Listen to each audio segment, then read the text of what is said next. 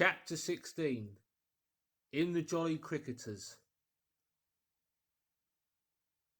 The Jolly Cricketers is just at the bottom of the hill where the tram lines begin.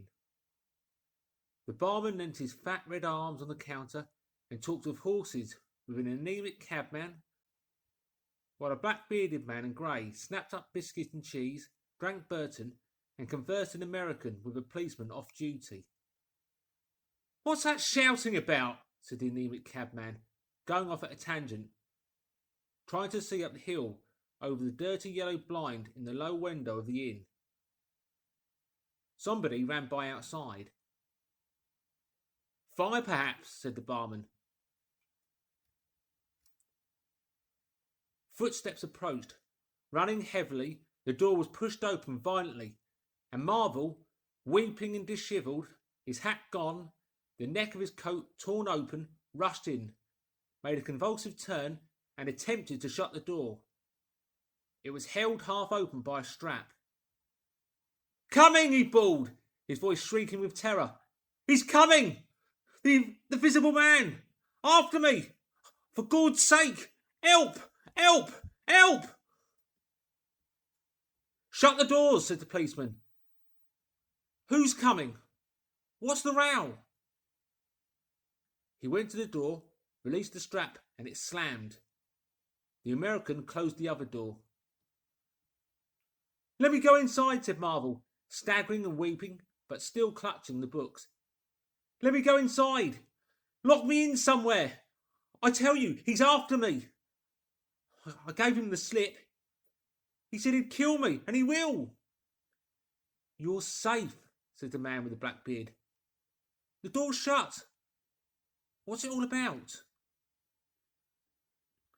"Let me go inside," said Marvel, and shrieked aloud as a blow suddenly made the fastened door shiver and was followed by a hurried rapping and a shouting outside. "Hello!" cried the policeman. "Who's there?" Mr. Marvel began to make frantic dives at panels that looked like doors. "He'll kill me! He's got a knife or something! For God's sake!" "Here you are," said the barman. "Come in here." And he held up the flap of the bar. Mr. Marvel rushed behind the bar as the summons outside was repeated. "Don't open the door!" he screamed. "Please don't open the door! Where shall I hide?" This invisible man, then?" asked the man with the black beard, with one hand behind him. "I guess it's about time we saw him." The window of the inn was suddenly smashed in, and there was a screaming and running to and fro in the street. The policeman had been standing on the settee, staring out, craning to see who was at the door. He got down with raised eyebrows. "It's that," he said. The barman stood in front of the bar parlour door, which was now locked on Mr. Marvel, stared at the smashed window, and came round to the two other men. Everything was suddenly quiet. "I wish I had my truncheon," said the policeman, going irresolutely to the door. "Once we open, in he comes. There's no stopping him." "Don't you be in too much hurry about that door," said the anemic cabman, anxiously. "Draw the bolts," said the man with the black beard. "And if he comes—" He showed a revolver in his hand. "That won't do," said the policeman. "That's murder." "I know what country I'm in," said the man with the beard. "I'm going to let off at his legs. Draw the bolts." "Not that blinking thing going off behind me," said the barman, craning over the blind. "Very well," said the man with the black beard, and stooping down, revolver ready, drew them himself. Barman, cabman, and policeman faced about. "Come in," said the bearded man in an undertone, standing back and facing the unbolted doors with his pistol behind him. No one came in. The door remained closed.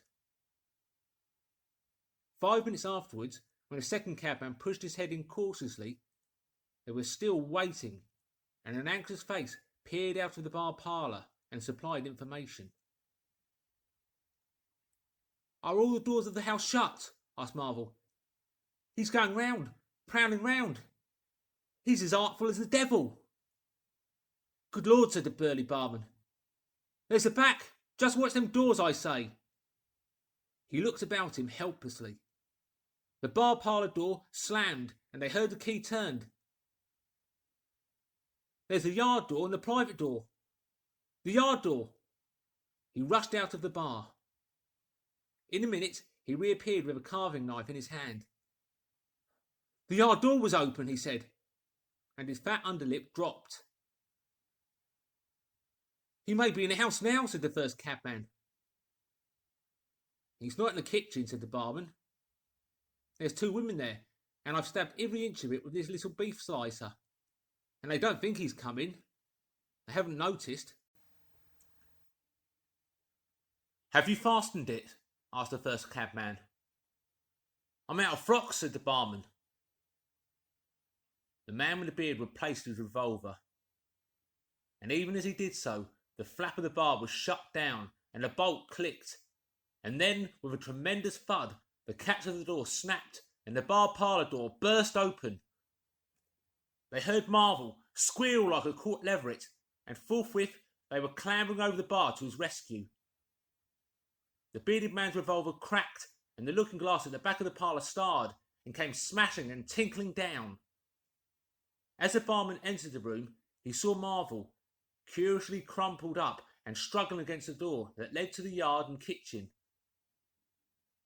The door flew open while the barman hesitated, and Marvel was dragged into the kitchen. There was a scream and a clatter of pans. Marvel, head down and lugging back obstinately, was forced to the kitchen door, and the bolts were drawn.